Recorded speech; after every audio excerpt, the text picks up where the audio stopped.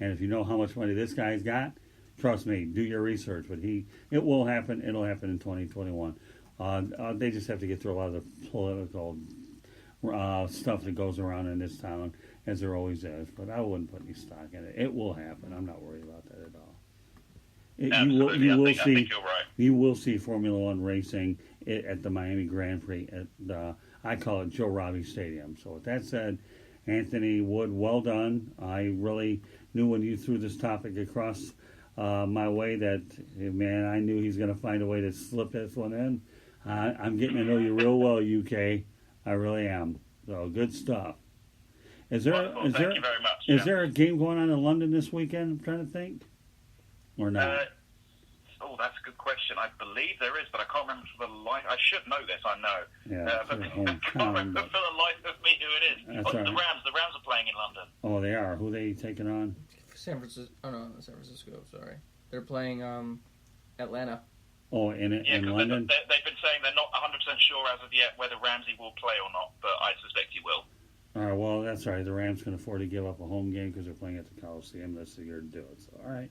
Since we have you on the line, I'm glad we got the London part squared away since we got Formula One.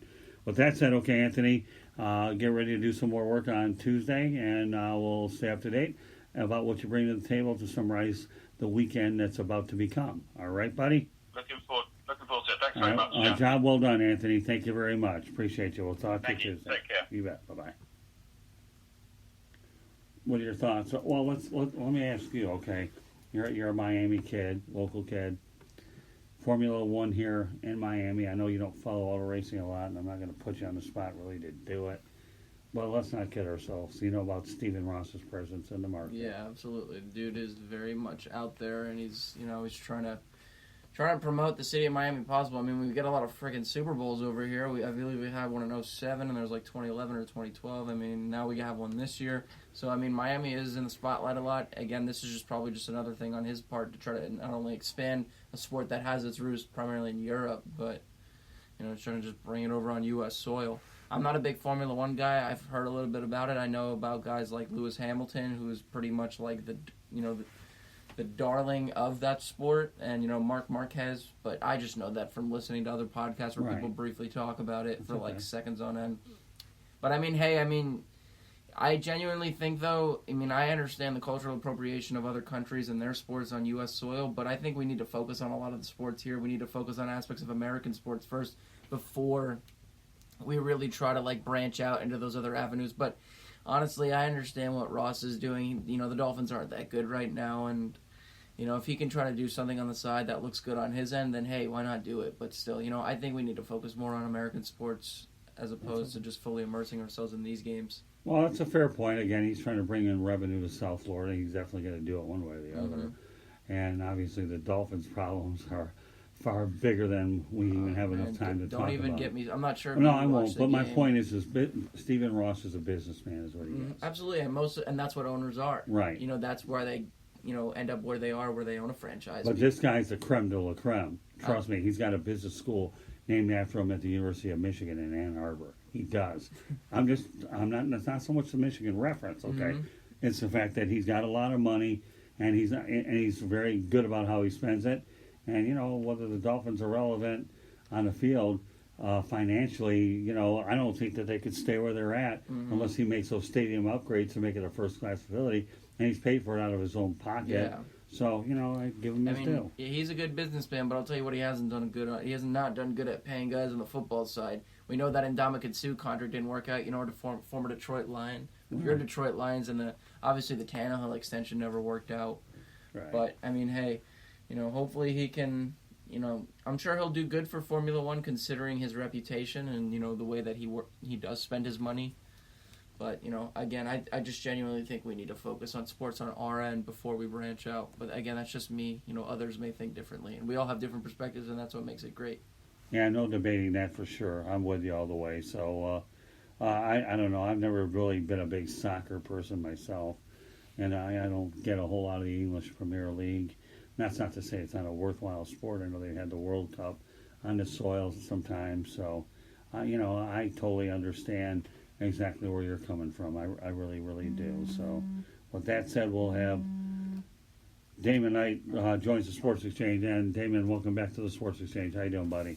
I'm doing good, Scoop. Thank you for having me. You're very welcome. Okay, you have a different topic here in mind, Yes. and a very good one, I might add. Yes. You ever heard of Vince Sanity? You know, Vince Carter from like back in the day. Yeah. He had a big game the other night against the Knicks. It was a 17-point performance. He grabbed 4 rebounds with 0 assists.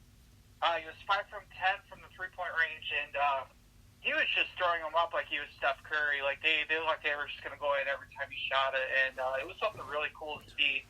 And MSG got a treat last night, and it was awesome. It was amazing.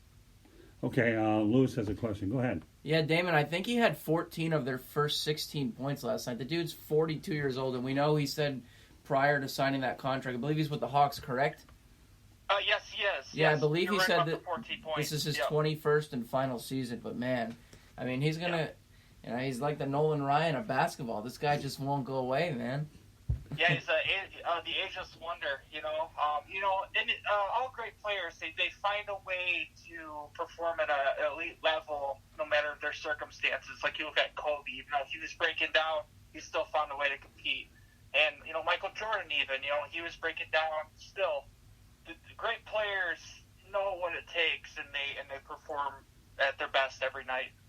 Well, I was waiting for Lewis to come up with that baseball reference, and when he threw that Nolan Ryan one in, I'm starting to get used to my young co-host, and if there's a reference, but more power to him. Go ahead, Lewis. I think but what you're getting, I like the point you make about, those kind of great athletes, and I think that's just that mindset thing that kind of separates them because, athletes that play in the pros, we all know they're great, and they have something that we don't, but the great of the greats, we can name names forever, but it really won't do us any good. They just kind of have that mental fortitude that really pushes them. And I guess Carter is a perfect embodiment of that. Definitely look for that guy to go to the Hall of Fame when it's all said and done. Oh, I love Vince Carter. I mean, the guy's been playing a long time for 9 million different teams. And you know what?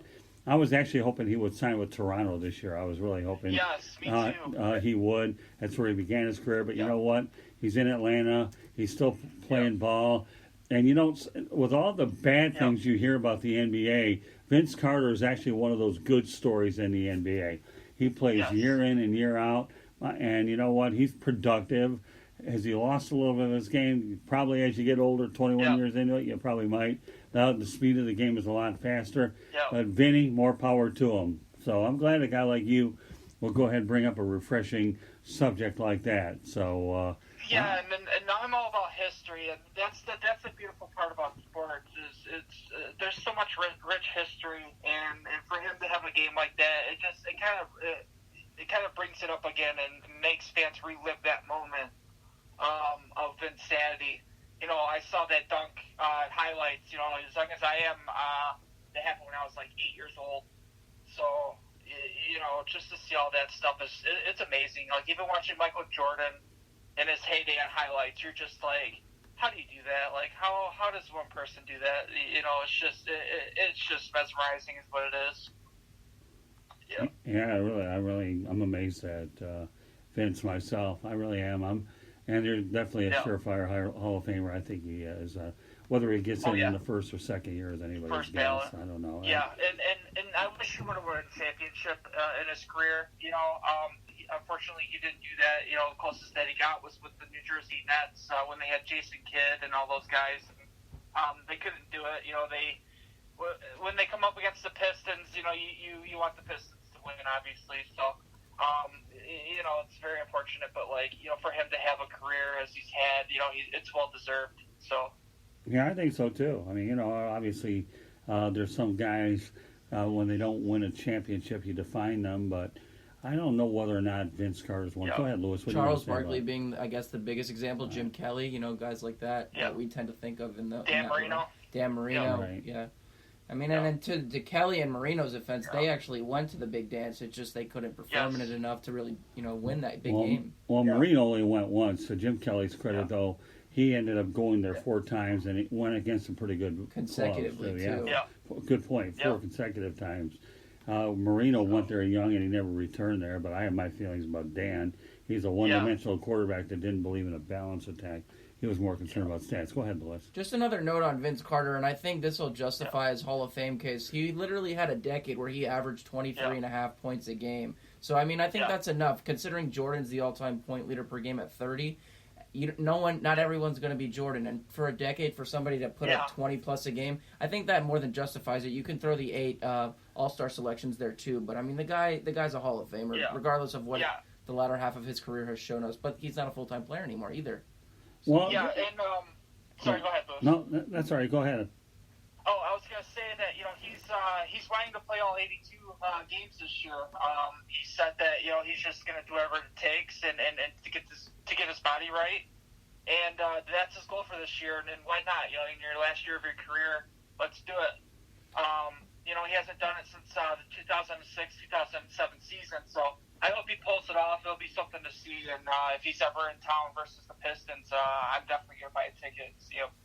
Cool. I made the Nolan Ryan reference earlier, but Scott, you may remember the name Ricky Henderson. He kind of reminds me of that. We remembered, and I remember that name. 1,406 stolen bases. Right. The most in a single season ever, too. But Ricky Henderson played 25 seasons in the major leagues. Vince Carter, 21 in the NBA, is that version of that. Yeah. And the fact that, and Henderson, while he played in a diminished role the same way Carter has, you can make the case that their careers are really similar. One specialized in stolen bases, as Henderson did, and Carter was the dunk master. So, I mean, again, just a fun little tidbit to throw out there, but the longevity is something to marvel at. No, I like when you throw those kind of things out there, because you know what? The one thing about these topics, Lewis and Damon, is when we talk about discussion, okay, and we talk about discussions, and you can come up with two guys who are, like you said, I think are Hall of Fame, that have been at it for a long time, that have played a lot of different places.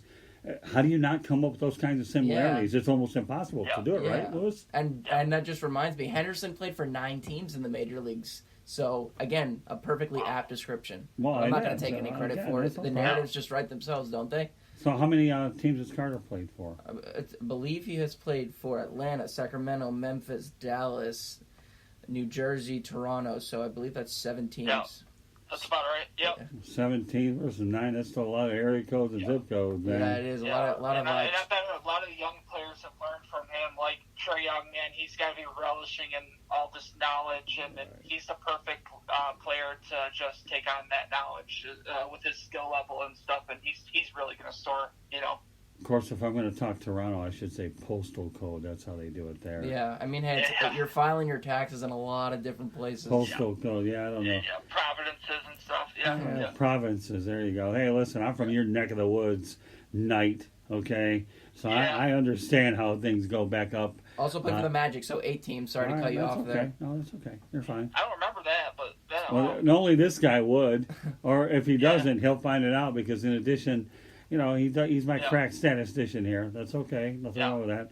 Not everybody walks in here with a encyclopedia in their head, except when it comes to him, it's baseball. But I feel like he played for Phoenix too as well. I get this funny feeling that he did. Oh, he did. Yeah. You know what? That's funny. So you know what? Both of them played for 9 teams, but Henderson could have played for a 10th team. I have no idea. I'm sure we don't want to just focus on Vince Carter as much as we'd all like to. I'm sure you had some other topics you want to discuss with us. Well, no, actually, we don't. This is his primary topic. Oh, that's funny. Yeah.